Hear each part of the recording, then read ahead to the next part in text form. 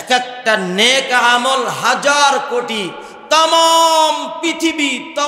পৃথিবী কয়েক কোটি বার বিক্রি করলেও এক সুবহানাল্লাহর হাজার কোটি ভাগের এক পরিমাণও হবে না। সেই জন্য আমার আল্লাহ পুরস্কার হিসেবে টাকা দিবেন না, আমার আল্লাহ পুরস্কার হিসেবে বাড়ি দিবেন না, দুনিয়াতে দিবেন না, কিন্তু আল্লাহ পুরস্কার হিসেবে মাফ করে দিবেন। আর যারাই মাফ পেয়ে যাবে তারা আল্লাহর তৈরি জান্নাতের বাড়ির মালিক হয়ে যাবে। কিসের বাড়ি? সবাই বলেন জান্নাতে। হুজুর নগদ তো পাইলাম না, হ্যাঁ? অথচ দুনিয়াতে যা কিছু সব বাকি, আল্লাহ যা দেয় সব নগদ। যদি আমরা বুঝতে পারি, যারা বোঝে তারা কখনো দুনিয়ার মোহে পড়ে না, দুনিয়ার লোভে পড়ে না, দুনিয়ার সম্পদের লোভে পড়ে না। কারণ দুনিয়াতে এটা অস্থায়ী, ক্ষণস্থায়ী, আছে নাই, থাকবে না। কিন্তু আখেরাতে যেটা সেটা চিরস্থায়ী, আছে, থাকবে। কথা বলেন ঠিক কিনা? সেই জন্য আসল আল্লাহ তাআলা আমাদেরকে আজকে পারিশ্রমিক দিবেন। এই পারিশ্রমিক নিয়ে এই নয় যে আমরা গুনায় লিপ্ত হব, তা নয়। এই পারিশ্রমিক নিয়ে আবার পারিশ্রমিকের আশায় আবার সব ধরনের গুনাহ থেকে বেঁচে থাকাটাই হলো আল্লাহর হক। সবাই বলেন, এই পারিশ্রমিক নিয়ে খুশি থেকে গুনাহ থেকে বেঁচে থাকার নামই হলো আল্লাহর হক আদায় হবে। সেই জন্য আল্লাহ তাআলা যেন আমাদের সবাইকে কবুল করেন। সবাই বলি আমিন। আমরা রমাদান মাসে কয়টা রোজা রেখেছি? সবাই বলেন 30। শাওয়াল মাসের মধ্যে 6টা রোজা আছে। কয়টা? 6টা। নবী বলেছেন, যদি কোনো ব্যক্তি রমাদানের রোজা রাখলো আর শাওয়াল মাসের 6টা রোজা, মোট 36টা রোজা, নবী বলেন তাহলে ওই ব্যক্তির পুরো বছরই রোজা রাখার সওয়াব আল্লাহ তার আমল নামায় আল্লাহ যোগ করে দিবে। ইনশাআল্লাহ আমরা 6টা রোজা রাখবো কি শাওয়াল মাসে? রাজি আছি তো ইনশাআল্লাহ? অনেকে ভাবতেছে হুজুর 30টাই পারি না, আবার 6টা বোঝা চাপাইয়া দিচ্ছেন।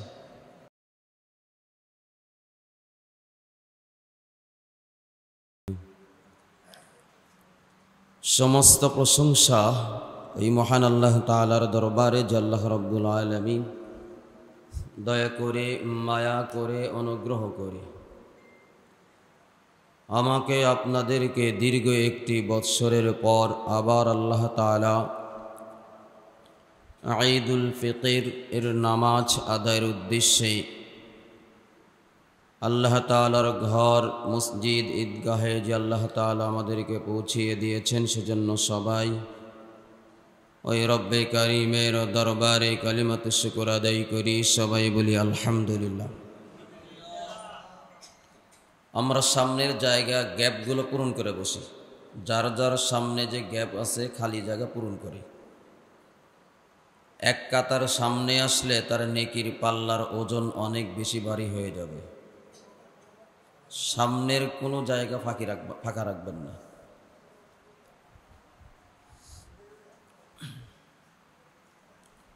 তে আসুন, আমাদের এই মসজিদে এলান হয়েছে ঈদুল ফিতরের জামাত সকাল 8:30টায়। আর মাত্র 29 মিনিট সময় বাকি আছে। ইনশাআল্লাহ চেষ্টা করব যথা সময়ে জাস্ট টাইমে জামাত দাঁড়িয়ে যাবে। তে আসুন, মূলত আজকে আলোচনার বিষয় নয়, যে বিষয়টা নিয়ে সংক্ষিপ্ত কিছু আলোচনা করব।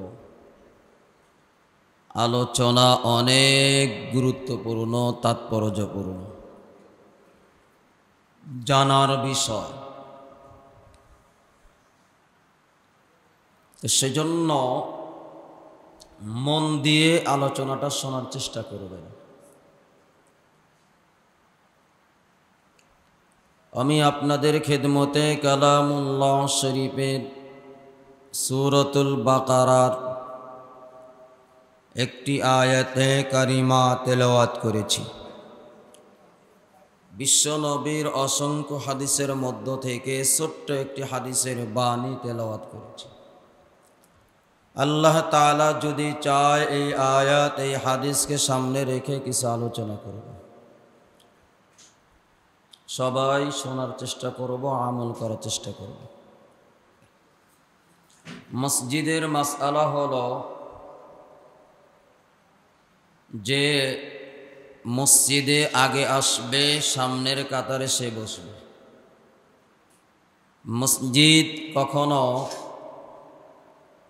কোনো কাতারের জায়গা কোনো ব্যক্তির জন্য বরাদ্দ, এটা জায়েজ নাই, পরিষ্কার কি হারাম, পরিষ্কার কি হারাম। যে মসজিদের অমুক জায়গা মোতাওয়াল্লির জন্য, সভাপতির জন্য, অমুক জায়গা সেক্রেটারির জন্য, অমুক জায়গা অমুকের জন্য, অমুক জায়গা তমুকের জন্য, অমুক নেতার জন্য, এ সবগুলো হারাম। কি মসজিদে দুইটা জায়গা বরাদ্দ, একটা হলো ইমাম আর একটা মুয়াজ্জিন। একটা কি সবাই বলেন, একটা হলো ইমাম সাহেবের জায়গা বরাদ্দকৃত, সেটা ফিক্সড ইমাম সাহেবের জন্য, সেখানে অন্য কোনো দাঁড়ানোরও পারমিশন নাই ইমাম সাহেবের অনুমতি ব্যতীত। আর একটা জায়গা হলো মুয়াজ্জিন, ইমাম সাহেবের পিছ বরাবর। কেন? ইমাম সাহেবের যদি কখনো যদি নামাজে ভুল হয়ে যায়, সেজন্য তার অবর্তমানে নামাজ পরিপূর্ণ করতে পারে। তে আসুন আমরা সবাই যার যার সামনের গ্যাপগুলো পূরণ করে বসবো, এটাই মাসআলা। আমি আপনাদের খেদমতে যে আয়াতে কারিমা তেলাওয়াত করেছি, আমার আল্লাহ রাব্বুল আলামিন এই আয়াতে কারিমার মধ্যে আল্লাহ তাআলা সুসংবাদ দিয়েছেন। আল্লাহ তাআলা বলতেছেন, ওয়াবাশশিরিল্লাযীনা আমানু ওয়া আমিলুস সালিহাত। আল্লাহ বলেন তাদের জন্য সুসংবাদ যারা ঈমান এনেছে এবং নেক আমল করেছে। কি করেছে? সবাই বলেন, ঈমান এনেছে এবং নেক আমল করেছে। তাদের জন্য কি সুসংবাদ? আল্লাহ বলতেছেন ওয়াবাশশিরিল্লাযীনা। বাশশিরুন অর্থ সুসংবাদ। তে আসুন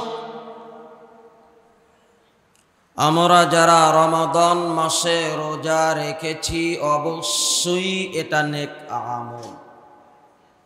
এটা কি সবাই বলেন নেক আমল, এর মধ্যে কোনো সন্দেহের অবকাশ নেই। শুধুমাত্র রমাদানের রোজা নয়, শুধুমাত্র তারাবির নামাজ নয়, শুধুমাত্র ফরজ নামাজ নয়, যাকাত বলেন, হজ বলেন, কোরআন তেলাওয়াত বলেন, জিকির, আসগার, তাসবিহ, তাহলিল, দরুদ, এই সবগুলো নেক আমলের অন্তর্ভুক্ত। সুদ থেকে বেঁচে থাকা, ঘুষ থেকে বেঁচে থাকা, জিনা থেকে বেঁচে থাকা, অশ্লীল বেহায়াপনা লালিল্যপনা থেকে বেঁচে থাকা, সবগুলো নেক আমল।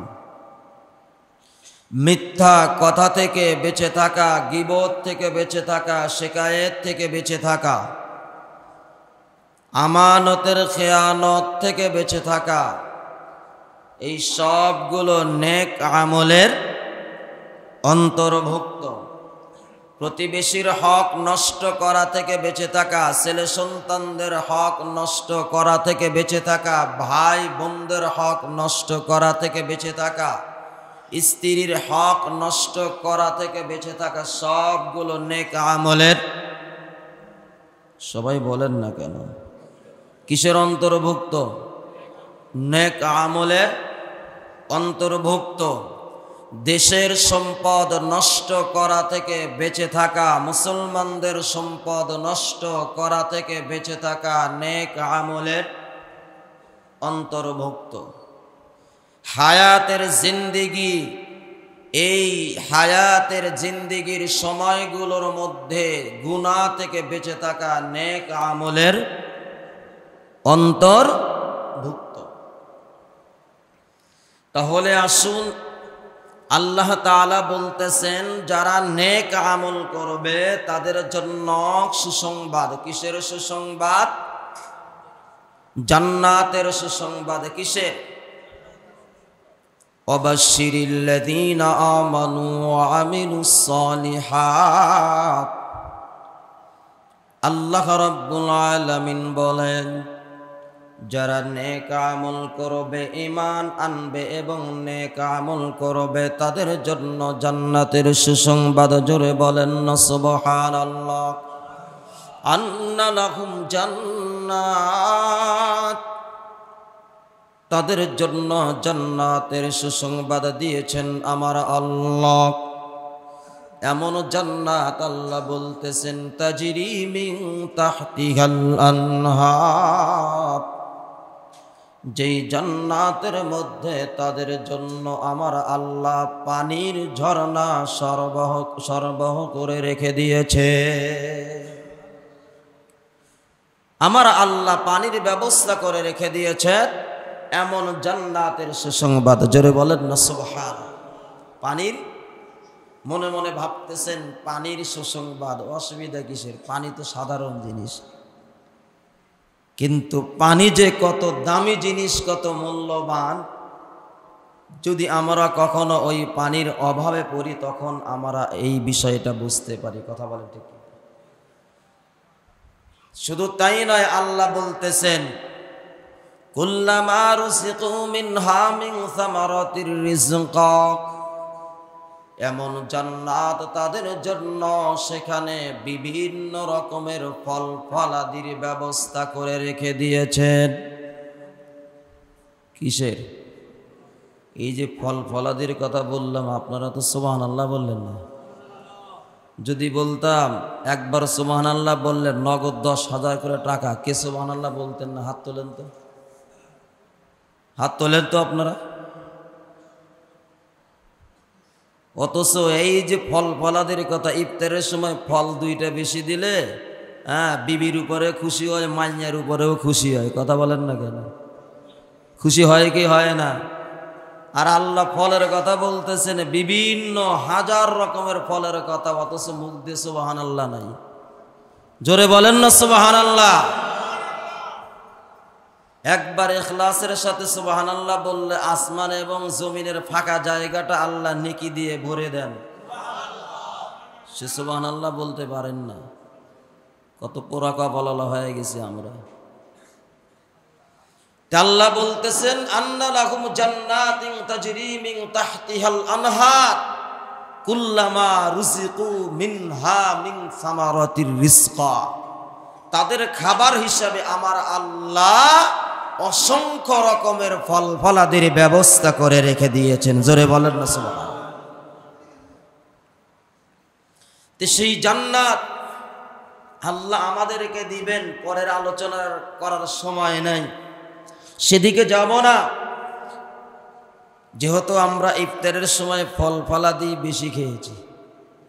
কথা বলেন না কেন? কি বেশি খেয়েছি? বিভিন্ন রকমের ফল ফলাদি। তে আল্লাহ আমাদের জন্য জান্নাতের ফল ফলাদি রেখে দিয়েছেন, ব্যবস্থা করে রেখে দিয়েছেন। সুবহানাল্লাহ। তো এখন আসুন, ইমানদারদের জন্য সুসংবাদ, রোজাদারদের জন্য সুসংবাদ। এই যে আমরা ঈদুল ফিতর এর নামাজ আদায়ের জন্য আসছি, কেন আসছি?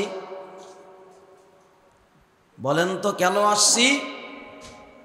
আমরা সারা মাস ইবাদত বন্দেগীর পারিশ্রমিক নেওয়ার জন্য আসছি। সবাই বলেন, সারা মাসের ইবাদত বন্দেগীর পারিশ্রমিক নেওয়ার জন্য আসছি।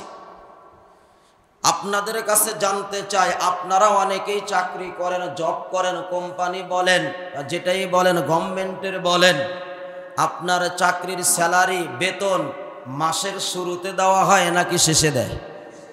সবাই বলেন, কখন দেয়? শেষে দেয়। আমার আল্লাহ আমাদের জন্য পারিশ্রমিক দেওয়ার জন্য ঈদুল ফিতরের ব্যবস্থা করে রেখে দিয়েছে। কিসের ব্যবস্থা? ঈদুল ফিতর এর নামাজের ব্যবস্থা করে রেখে দিয়েছেন। আল্লাহ পারিশ্রমিক দিবেন। এবার আপনাদের কাছে জানতে চাই, পারিশ্রমিক তারাই পায় যারা চাকরি করে না। তারা পায়? হ্যাঁ, তারা পায়। চাকরি করে না, জব করে না, এখন সে যদি বেতনের জন্য যায়, টাকার পরিবর্তে পিঠের উপরে কিছু পড়বে, এছাড়া আর বিকল্প কোনো ব্যবস্থা নেই। কথা বলেন না কেন? হ্যাঁ, পড়বে কি পড়বে না? পড়বে। এখন চাকরি করে নাই, এরপরে বেতনের জন্য গেছে, এর মতো বেহায়া আর কি আছে? কথা বলেন না কেন? আর কেউ হতে পারে? হ্যাঁ, চাকরি করে না, এরপরেও বেতনের জন্য গেছে, এ কি ভদ্রলোক নাকি বেহায়া লোক? সবাই বলেন। আমাদের সমাজের মধ্যে এমন বেহায়া আছে না নাই? সবাই বলেন। আমার ভাইবেন না, আমি বলতেছি, নবী বলছে, কিতাবের মধ্যে আসছে, আমি সেই কথাগুলোই আপনাদেরকে শোনায়া দিচ্ছি। মূলত ঈদের নামাজ তাদের জন্য যারা রমাদান মাসে রোজা রেখেছে। আল্লাহ তাদের পারিশ্রমিক দেওয়ার জন্য ঈদুল ফিতরের ব্যবস্থা করেছেন, তাদের পারিশ্রমিক দিবেন। যারা রমাদানের রোজা রাখে নাই, তাদের জন্য ঈদুল ফিতরও নয়, তাদের জন্য পারিশ্রমিকও নাই। এরপরেও যদি আসে, সে হলো ওই বেহায়া যে চাকরি করে না, এরপরেও বেতনের জন্য যায়। কথা কি বুঝাইতে পারছে? সেই জন্য মুসলমান ঈদুল ফিতর এর নামাজ আল্লাহর কাছে অনেক দামি। কার কাছে? আল্লাহ রাব্বুল আলামিন। আমরা যেভাবে আমরা বসছি, আমার আল্লাহ ঈদুল ফিতর আসলে আমার আল্লাহ আসমানের সমস্ত ফেরেশতাদেরকে নিয়ে আমার আল্লাহ বৈঠক করেন। সুবহানাল্লাহ বললেন না? কি করেন? বৈঠক করেন, মজলিস করে আমার আল্লাহ ফেরেশতাদেরকে বলে, ও ফেরেশতারা, এই যে আমার বান্দারা এই যে যাচ্ছে, তারা সমবেত হয়েছে, এর কারণটা কি? আমার আল্লাহ কারণ জানে কি জানে না? সবাই বলে জানে। এরপরেও ফেরেশতাদেরকে কেন জিজ্ঞাসা করে? আল্লাহ তার বান্দাদেরকে মায়া করে বানাইছেন, দয়া করে বানাইছেন, সেই জন্য বান্দাদের নাজাতের জন্য ফেরেশতাদেরকে আল্লাহ সাক্ষী দাঁড় করাবেন। কথা বলেন, কি দাঁড় করাবেন? আচ্ছা, বাংলাদেশে বিভিন্ন কোর্ট আছে, জজ কোর্ট, হাইকোর্ট, সুপ্রিম কোর্ট আছে না নাই? কথা বলে। আপনার জন্য কোর্টে মামলা করা হলো, মামলায় যেতে কে? যার সাক্ষী মজবুত, সাক্ষী যেই দিকে রায়টা বেশি হবে ওই দিকেই বিচারক। কথা বলেন না কেন? বিচারক কি দিবে? রায় দিবে। সাক্ষী মজবুত, দলিল মজবুত, সবকিছু মজবুত, বিচারক আমার মতো চেয়ারে বসে শুধুমাত্র রায় দিয়ে দেয়। কথা বলেন না? ঠিক কি না? হ্যাঁ, আমার আল্লাহ প্রতিটি বান্দাদের নেক আমলের পিছনে আল্লাহ ফেরেশতাদেরকে সাক্ষী হিসেবে দাঁড় করায় দেয়। সেই জন্য আল্লাহ ফেরেশতাদেরকে সাক্ষী বানান। আল্লাহ ফেরেশতাদেরকে বলে আমার বান্দারা কেন আসছে? বলে আল্লাহ আপনার বান্দারা আসছে সারা মাস আপনারা ডিউটি পালন করেছে। কি পালন করেছে? আপনার ডিউটি পালন করেছে। আপনি তাদেরকে যেই দায়িত্ব দিয়েছিলেন ওই দায়িত্ব তারা আদায় করেছে। আপনি তাদের যে কাজের কথা বলেছিলেন ওই কাজ তারা পরিপূর্ণভাবে করেছে। আপনি যেইভাবে রোজা রাখার কথা বলেছিলেন সেইভাবেই রেখেছে। আপনার বন্ধু যেইভাবে রাখার কথা বলেছিল ওইভাবেই রেখেছে। তারা পরিপূর্ণভাবে আপনার ডিউটি, আপনার দায়িত্ব, আপনার কর্তব্য সব কিছু পালন করেছে। এবার আল্লাহ বলেন যেহেতু তারা আমার ডিউটি, আমার দায়িত্ব, আমার কর্তব্য, আমার কাজ সবগুলো তারা পালন করেছে, ও ফেরেশতারা এবার বলো তাহলে ওই বান্দাদের প্রতিদান কি দেওয়া যেতে পারে? এবার ফেরেশতারা বলে আল্লাহ যেহেতু এরা এই সমস্ত বান্দারা আপনার দায়িত্ব পালন করেছে, আপনার কথা পালন করেছে, আপনার আদেশ পালন করেছে, আপনি যেইভাবে করতে বলেছিলেন রোজা সেইভাবে রেখেছে, আপনি যেইভাবে রোজার কথা বলেছিলেন সেই রোজার হক আদায় করে রোজা রেখেছে, আপনার বন্ধু যেইভাবে রাখতে বলেছিল ওইভাবেই পালন করেছে, আদায় করেছে। ও ফেরেশতারা তাহলে তোমরা সাক্ষী রাখো আমার বান্দারা যেহেতু আমার হক আদায় করেছে, আমি আল্লাহ আমার বান্দাদের হক আদায় করে তোমাদেরকে সাক্ষীর মাধ্যমে আমি আল্লাহ ঘোষণা করে দিলাম আমার বান্দাদেরকে আমি আল্লাহ মাফ করে দিলাম। সেই জন্য আসুন আজকের দিন এটা হলো রোজাদারদের জন্য, যারা রোজা রেখেছে। রোজা রাখলেই হবে না, হক আদায় করে সব ধরনের গুনাহ থেকে মুক্ত থেকে বিরত থেকে রোজার হক আদায় করেছে। গীবত থেকে বেঁচে থেকে রোজার হক আদায় করেছে। মিথ্যা গীবত তহমত থেকে বেঁচে থেকে রোজার হক আদায় করেছে। গুনাহ থেকে বেঁচে থেকে রোজার হক আদায় করেছে। অন্যকে গীবত করা থেকে বেঁচে থেকে রোজা আদায় করেছে। সুদ থেকে বেঁচে থেকে রোজা আদায় করেছে। ঘুষ থেকে বেঁচে থেকে রোজা আদায় করেছে। গান বাজনা থেকে বেঁচে থেকে রোজা আদায় করেছে। অশ্লীলতা বেহায়াপনা থেকে বেঁচে থেকে রোজা আদায় করেছে। আমানতের খিয়ানত থেকে বেঁচে থেকে রোজা আদায় করেছে। চোখের গুনাহ থেকে বেঁচে থেকে রোজা আদায় করেছে। কানের গুনাহ থেকে বেঁচে থেকে রোজা আদায় করেছে। হাতের গুনাহ থেকে বেঁচে থেকে রোজা আদায় করেছে। পায়ের গুনাহ থেকে বেঁচে থেকে রোজা আদায় করেছে। অন্তরে কল্পনা জল্পনার গুনাহ থেকে বেঁচে থেকে রোজা আদায় করেছে।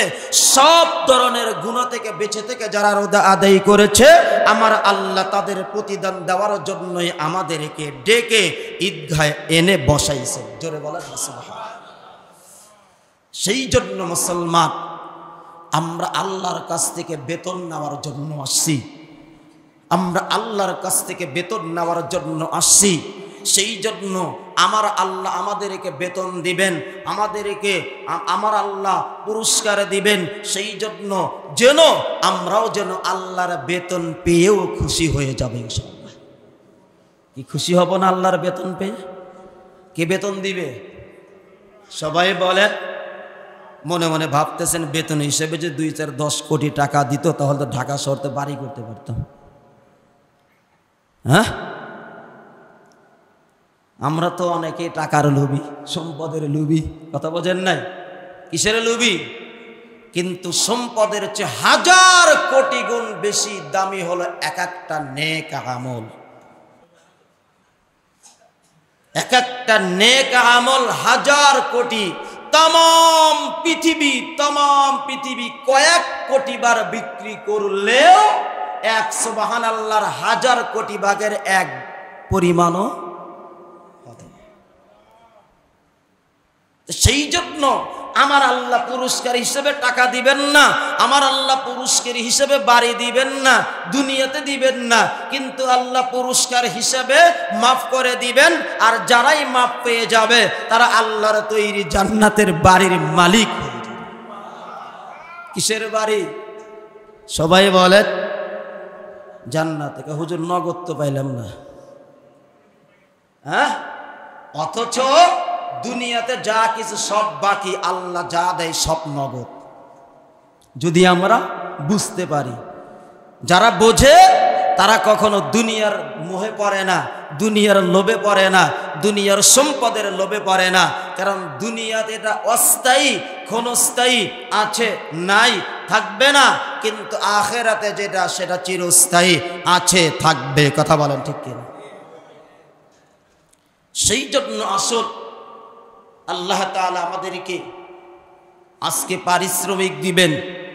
এই পারিশ্রমিক নিয়ে এই নয় যে আমরা গুনায় লিপ্ত হব, তা নয়।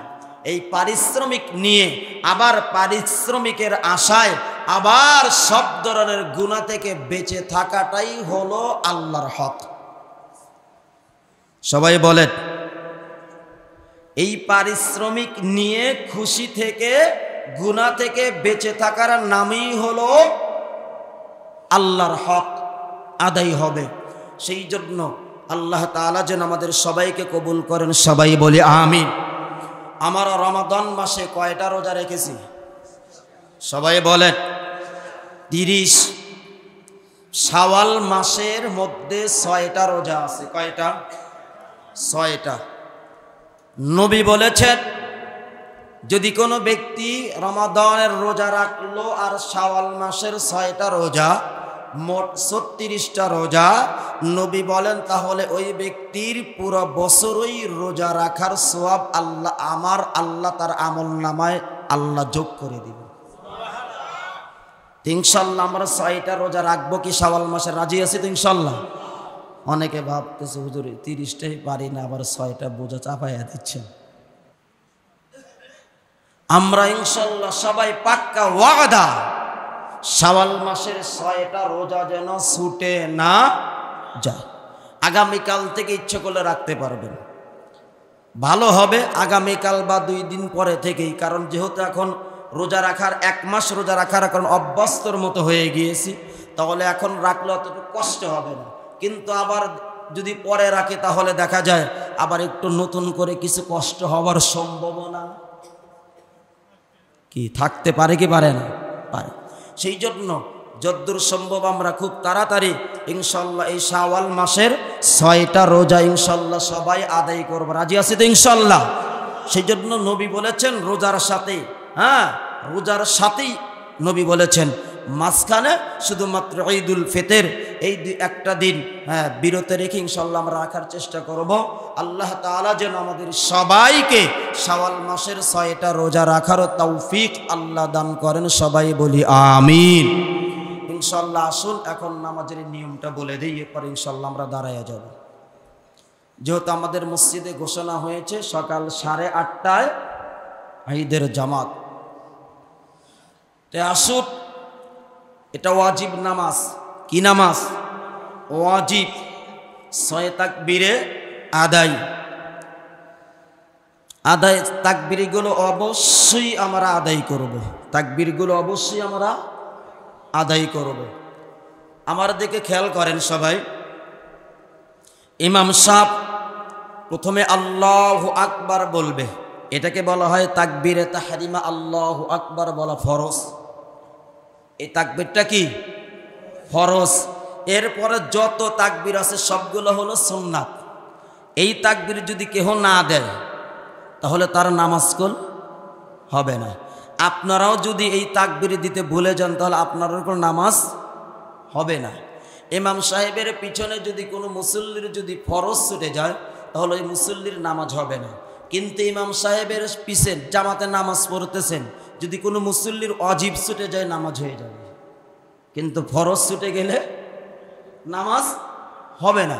সেই জন্য সবাই বলে এই তাকবীরে তাহরিমা আল্লাহু আকবার, এটা সবার জন্যই কি ফরজ। আমার ইমাম সাহেবের জন্য যেমন ফরজ, আপনি মুক্তাদি আপনার জন্য ফরজ। সেই জন্য প্রথমে কি ইমাম সাহেব আল্লাহু আকবার, এই তাকবীরে তাহরিমা আল্লাহু আকবার সবার জন্য বলা কি ফরজ। তাকবীর বলে তাকবীরে তাহরিমা বলে হাত বাঁধবে নাভির নিচে, এরপরে সানা পড়বে সুবহানাকাল্লাহুম্মা ওয়া বিহামদিকা ওয়া তাবারাকাসমুকা ওয়া তাআলা জাদ্দুকা ওয়া লা ইলাহা গায়রুক। এটা সুন্নতে মুআক্কাদা। সুন্নতে মক্কাদা। এই সানা আপনারাও পড়বেন, এটা সুন্নতে মক্কাদা, আপনাদেরও পড়তে হবে, ইমাম সাহেবও পড়বে। পড়ার পরে আপনারা চুপ করে দাঁড়ায় থাকবেন। ইমাম সাহেব আউযু বিল্লাহি মিনাশ শাইতানির রাজিম বিসমিল্লাহির রহমানির রহিম বলে ইমাম সাহেব সূরা ফাতিহা পড়বে। এরপরে অন্য একটা সূরা বীরে তাহরিমা বলবে। প্রথমে কি আল্লাহু আকবার, এটা বাঁধবে। বাঁধার পরে সানা, বাঁধার পরে কি সানা, সানা পড়ার পরে অতিরিক্ত 3টা তাকবীর, এমন করে তো মনে বলছিলাম নাকি, অতিরিক্ত 3টা তাকবীর। 3টা তাকবীর শেষ করে ইমাম সাহেব আউযু বিল্লাহ বিসমিল্লাহ পড়ে সূরা ফাতিহা, এরপরে অন্য একটা সূরা মিলাবে। এমনই তো বলছিলাম মনে হয়, বুঝাইতে পারছি তো? আচ্ছা, আবার ক্লিয়ার করতেছি। ইমাম সাহেব প্রথমে আল্লাহু আকবার তাকবীর দিয়ে হাত বাঁধবে। বাঁধার পরে সানা, আমিও পড়ব, আপনারাও পড়বেন। পড়ার পরে অতিরিক্ত 3টা তাকবীর, অতিরিক্ত 3টা তাকবীর। আল্লাহু আকবার, আল্লাহু আকবার, আল্লাহু আকবার। বুঝাইতে পারছি তো? ঠিক আছে, এমনই তো মনে হয় বলছিলাম। যাই হোক, তে আমি ইনশাআল্লাহ আমরা সবাই দাঁড়িয়ে কাতার সোজা করি। বাহিরে যারা আছেন